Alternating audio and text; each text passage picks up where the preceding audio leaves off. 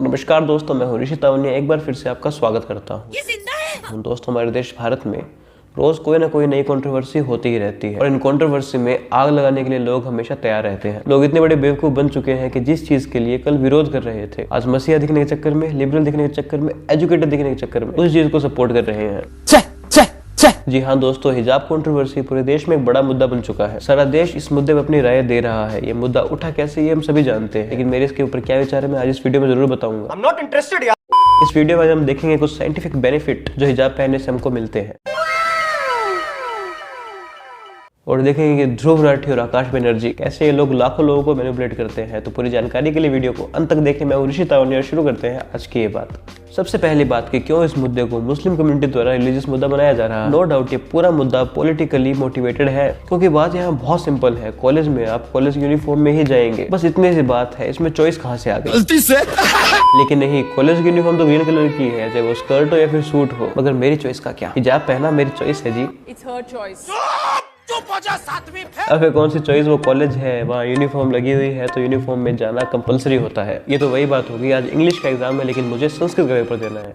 क्या नहीं देने दोगे? मेरी चॉइस का क्या होगा? ये भगवान क्या जुल्म है। मेरी चॉइस को दबाया जा रहा है, मेरा धर्म खतरे में है, मुझे संस्कृत पढ़ने से रोका जा रहा है। अरे कोई नहीं रोक रहा पढ़ने के लिए, घर जाकर पढ़ लेना। अब चलना तो कॉलेज के रूल्स के हिसाब से ही पड़ेगा, तो मेरे हिसाब से रिलीजियस मुद्दा है ही नहीं। हिजाब पहनने से कोई नहीं रोक रहा, बस स्कूल या फिर कॉलेज की यूनिफॉर्म के हिसाब से हमें जाना होता है। अगर कल को कोई हिंदू धोती पहनकर स्कूल में घुसना चाहे और स्कूल का सिक्योरिटी गार्ड उसे बाहर रोक ले, ये देखकर अगर वो गेट के बाहर रोने लगे, प्रोटेस्ट करने लगे, जी मेरा धर्म खतरे में है, मुझे धर्म फॉलो नहीं करने दे रहे, तो उसे एक चिट्ठू पढ़नी चाहिए। ये बड़ी अच्छी बात कही आप। ये भी कोई जिद करने की बात है? बिल्कुल नहीं। और आप सिख कम्युनिटी की तरफ देखिए, एक सिख के लिए केश, कंगा, कड़ा, किरपाण, कछेरा, ये 5 चीजें हमेशा अपने पास रखना जरूरी होता है। लेकिन कभी उनकी तरफ से मैंने ऐसा प्रोटेस्ट नहीं देखा कि जी हम तो किरपाण लेकर स्कूल में घुसेंगे। रोक सको तो रोक लो। ये बहुत लॉजिक की बात है कि एक जगह की रिस्पेक्ट मेंटेन करनी होती है। हर फिल्म में या फिर सीरियल में एक सिख को जोकर के रूप में दिखाया जाता है। ओए कोल्लू, ओए की कर रहे है तू? पापा मैं इंजन विच ऑयल पा रिया है। ओए गधे के बच्चे, ये ऑयल की बोतल नहीं, रूह अफ़ज़ा शरबत की बोतल है।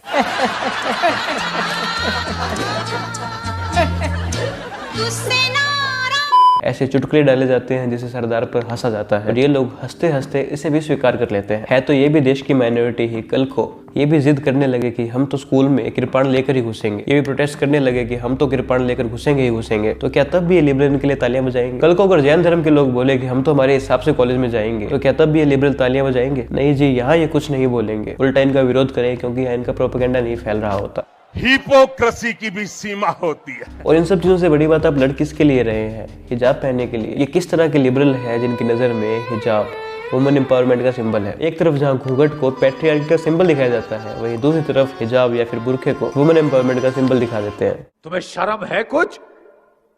कुछ शर्म आया है?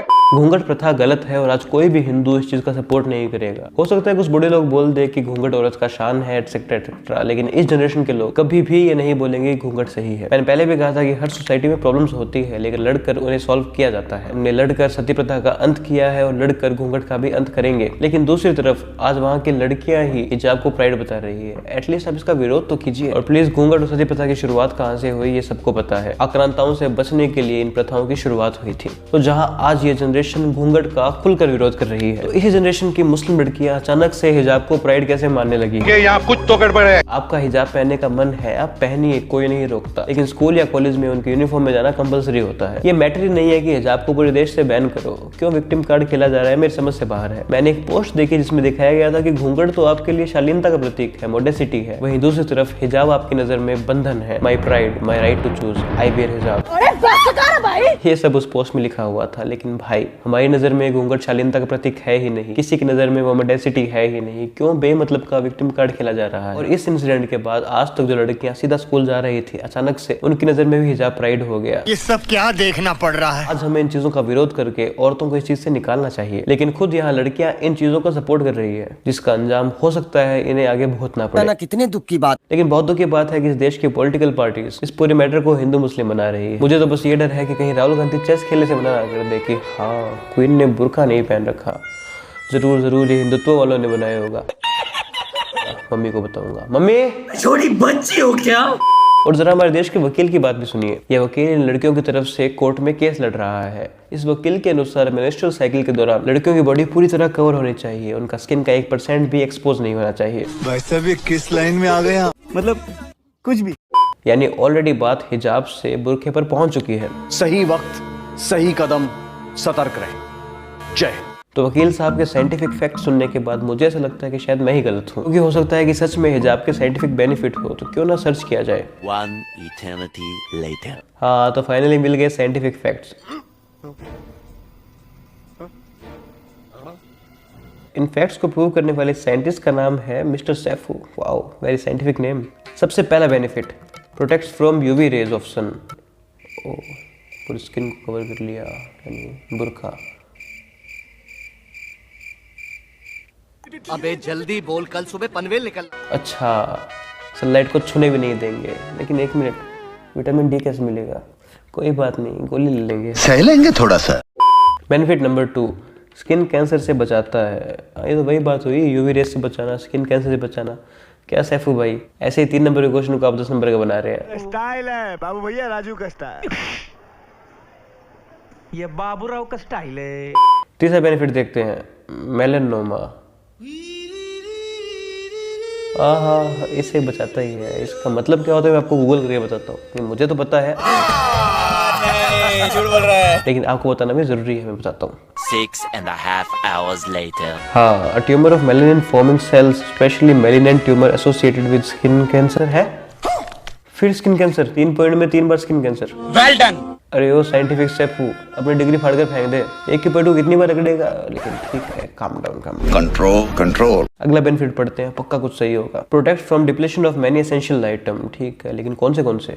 ऐसा बिल्कुल इमीडिएट नहीं सोचे। अच्छा, वो नहीं पता, ठीक है जी। तो सारे मिलके हमको पागल बना रहे हैं। 5वां पॉइंट पढ़ते हैं, क्रॉस कंटेमिनेशन, यानी अच्छा मुंह के आगे कपड़ा आ जाएगा तो जर्म्स ट्रांसफर नहीं हो पाएंगे, लेकिन फिर लड़कों का हिजाब भी लाओ। सही बात है। वहाँ क्रॉस कंटेमिनेशन नहीं होता है, साइंटिस्ट सैफू। इसका आंसर तो नहीं आता मुझे। नहीं, वहाँ क्रॉस कंटेमिनेशन कहाँ होता है? ये सारे जर्म्स, ये सारे बैक्टीरिया लड़कियां फैलाती है, हमको बेवकूफ बनाती है। कोरोना के सारे केसेस लड़कियों से आए थे, तो इन फेमिनिस्ट की वजह से इन्होंने सारे केस लड़कों पर डाल दिए। शक्ल देखो कितनी भोली है, लेकिन अंदर से लोमड़ी है। वरना सारा काम इन लड़कियों का है। ये साइंटिस्ट सैफू सही बोलता है, इनको हिजाब पहनाओ, आगे से जर्म्स ट्रांसफर नहीं होने चाहिए। बात करते हैं, समझ रहे हो ना? हम मालूम है, तेरे बाप को मत सिखा, चल। और हिजाब का गुण गाते गाते आप देख सकते हैं कि ये लोग बुर्के को भी जस्टिफाई करने लगे हैं। 6 पॉइंट पढ़ते हैं, spread of infection and diseases. फिर वही तो, ये क्रॉस कंटेमिनेशन क्यों लिखा भाई? ऐसे ही सेक्सी लग रहा था। ये पक्का वही है जो एक ही लाइन को घुमा घुमा कर 10 नंबर का आंसर बना देता है। बस 10 नंबर हो गए। देखो, अभी तक तो कोई बेनिफिट मुझे दिखा नहीं, लेकिन आखिरी लाइन और पढ़ लेते हैं, आखिरी बेनिफिट और पढ़ लेते हैं। क्या पता साइंटिफिक सैफू का सबसे मेन फॉर्मूला आखिरी पॉइंट के अंदर देखने को मिले। क्या पता मेन फॉर्मूला लास्ट लाइन में छिपा हो, कुछ भी हो सकता है। अगला पॉइंट है, protect from memory loss and brain damage. है, अरे मुझे चक्कर आने लग गया। अरे भाई वो हिजाब है, हेलमेट नहीं। साला डोंकी। अरे वो काहे के साइंटिफिक बेनिफिट, चल हट। मिस्टर सैफू, अरे ओ मिस्टर फैजू, असली आईडी से आ।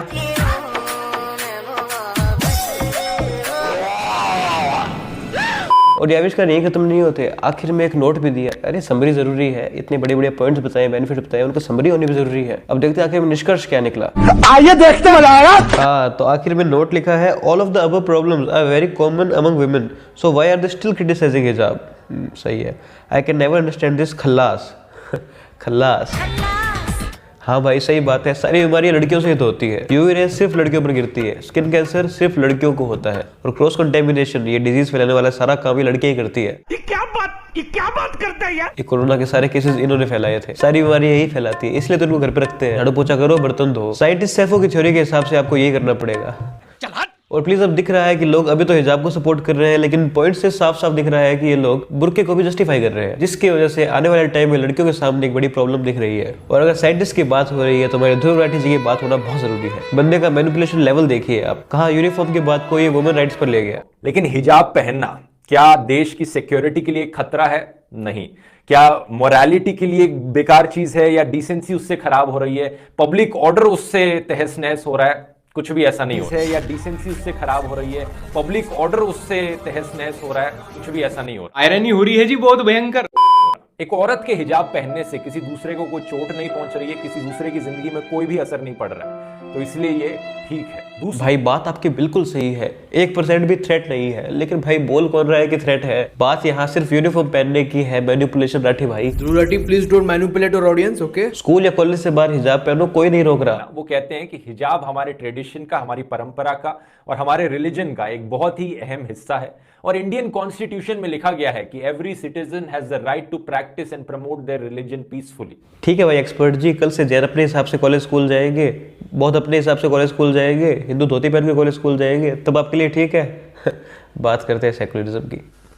भाई हो सकता है कि मुस्लिम कम्युनिटी में कोई प्रॉब्लम हो, तो आपको इन प्रॉब्लम्स पर भी सवाल उठाने चाहिए। अभी इन मुद्दों पर भी वीडियो बनाइए, ब्रेन वॉश फैक्ट्री भाई। धंधा बंद करवाएगा क्या? और ध्रुव भाई आप देश के इतने बड़े रक्षक हैं, बजट आपको समझाना है, देश में सबसे ज्यादा भ्रष्ट कौन है वो आपको बताना है, देश में क्या क्या गलती है वो आपको बतानी है, भारत किन किन देशों से बेकार है, किन किन देशों से अच्छा है, ये आपको बताना है। लेकिन भैया आप कहाँ थे जब Hyundai, Kia, KFC, पिज्जा हट कश्मीर को भारत का हिस्सा मानने से मना कर रहे थे? तब आपने इन पर वीडियो क्यों नहीं बनाई? क्या? अच्छा पाकिस्तान वाले लोग बुरा मान जाते हैं? नहीं, वो भी जरूरी है। और किशन भारवाड़ लावण्या के साथ जो हुआ उस पर भी आप फट से वीडियो बना देते, लेकिन नहीं, तब आपको ये समझाना था कि जेफ बेजोस पैसा कैसे कमाता है। तब आपको इस बात की चिंता थी कि हवाई जहाज कहाँ गायब हो गया। ये सब दोगलापन है। आप उस टाइम इन सब बातों पर ज्ञान बांट रहे थे, तो क्यों आपने किशन भारवाड़ और लावण्या मुद्दा नहीं उठाया? ये तो धोती खोल रहा। दोस्तों जिन लोगों को ये लगता है कि ध्रुव राठी को मुद्दा तो उठाना था लेकिन उसको पता नहीं था कि ऐसा कोई इंसिडेंट हुआ भी है, तो ये आपकी बहुत बड़ी गलती है। मैं तेरा दोगलापन उतारता हूँ। मेरे पास एक लड़की ने मैसेज किया था जिसमें दिख रही थी ध्रुव राठी की हिपोक्रेसी। ये क्लिप है ध्रुव राठी की लाइव वीडियो की। इसमें ये लड़की बार बार ध्रुव राठी को लावण्या पर वीडियो बनाने के लिए बोल रही थी, कमेंट कर रही थी। हम देख सकते हैं कि ध्रुव राठी एक्टिव है, अभी हर्ष को रिप्लाई दे रहे हैं, लेकिन प्राची का कमेंट देखकर उसको इग्नोर किया और उसे ब्लॉक मार दिया ताकि वो आगे लाइव चैट पर कभी कमेंट ही ना कर पाए। ये है हमारे अनबायस्ड राठी भैया, और इससे हम न्यूट्रल होने की उम्मीद भी रखते हैं। सही सुना आपने। और पता है ध्रुव राठी ने कश्मीर वाले मुद्दे पर क्यों नहीं बोला था? क्योंकि इनके हिसाब से तो कश्मीर का भारत से जुड़ना भी एक जुमला था। अनुच्छेद 370 के सभी खंड लागू नहीं होंगे। एग्रेसिव रहो, जान लगेंगे इसके लिए। तेरी भी जली ना। और ध्रुव राठी का एक छोटा भाई है आकाश बनर्जी। अगर ध्रुव राठी मैनिपुलेशन फैक्ट्री है तो आकाश बनर्जी मैनिपुलेशन की दुकान है। हॉस्टेसेस में हिजाब is a legally allowed and exempted permission that is given, क्योंकि वो एक रिलीजन का एसेंशियल पार्ट माना जाता है। ये हिजाब को as a fundamental aspect of Islamic religion माना गया है। अच्छा, लेकिन मुस्लिम सत्यशोधक मंडल का मानना है कि कुरान में हिजाब का जिक्र ही नहीं है। ये फंस गया। अब जो कुरान पढ़ते हैं उनको ज्यादा पता होगा या हमारे आकाश भैया को? आप खुद समझिए। सबसे पहला सवाल आता है कि किसी के हिजाब पहनने से या तो कोई पब्लिक ऑर्डर में प्रॉब्लम आ रही है, या तो डिसेंसी में, या तो मोरालिटी में, या तो हेल्थ में किसी को प्रॉब्लम हो रही है। इसका सवाल का जवाब मुझे देने की जरूरत नहीं, आप खुद ही समझ लीजिए। फिर वही बात, मैनिपुलेशन की दुकान मेरे भाई। यहाँ हिजाब को खतरा कोई नहीं बता रहा, बात सिर्फ यूनिफॉर्म की है कि सब यूनिफॉर्म में स्कूल या कॉलेज जाने चाहिए। बहुत सिंपल सी बात है कि सब बच्चों की सेम यूनिफॉर्म होती है। यूनिफॉर्म हर बच्चे को बराबर लाती है, चाहे उसकी कोई भी जात हो, कोई भी धर्म हो, फाइनेंशियली कैसा भी हो। जब आप यूनिफॉर्म में बच्चों को देखते हैं तो सब बराबर दिखते हैं। लेकिन अगर आप हिजाब पहन कर स्कूल जाने लगे तो आपकी एक अलग आइडेंटिटी दिखेगी, आपका एक अलग धर्म दिखेगा, तो फिर यूनिफॉर्म का तुक क्या हुआ? लेकिन नहीं, इन बातों पर नहीं बोलना। जब तक डर का माहौल है, रोना नहीं रोएंगे, तब तक इनको लाइक्स कैसे मिलेंगे? स्टाइल है बाबू भैया, राजू का स्टाइल। और भाई साहब आप भी Kia, KFC, Hyundai, इन्होंने जब कश्मीर पर ट्वीट किया था तब आप कहाँ थे? तब तो आपने इन पर कोई वीडियो नहीं बनाई। क्या?